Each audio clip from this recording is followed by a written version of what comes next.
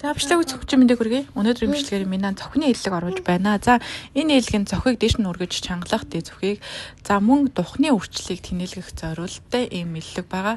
За дээрээс нь бас нүдний одоо хаванг буулгаж өгдөг, өнгийг сэргээж өгдөг ийм гоё хэллэг байгаа. За яагаад тэгж юм гэхэлэр зэрэг энэ гуашаа нь өөрөө эмчилгээний сорнцтой цэвэр цэс гуашаа байгаа. 900-99 гэдэг идэх штэ тий.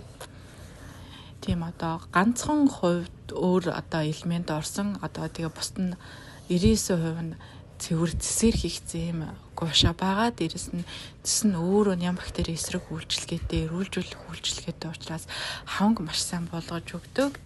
Мөн сорон зорсон учраас элдв хор байвал бас тэрийг нь гатгшлуулж татах зорилттой гэж үздэг байгаа. За тэгээд дээрэс нь гуашаа нь бас зөвхөн илгийн төхөөрөмж биш. Өөрийн өөртөөгөө холбогдох тийм бас нэгэн одоо холбох төхөөрөмж бас бяцлаглалын хэрэгсэл гэж хэлж болдог. За тэгээ гуашаага хийхдээ манайхан хоёр талдаа ижлэгэн тоогоор хийгээрэй. За хүн дээр уучраас зөөлөн даралттайгаар хийгээрэй. За хийж их явцдаа амьсгалаа төгчгүй, мөрөө чангалахгүй шүү. За бичлэгийг энэ хүртэл үзсэнд баярлалаа.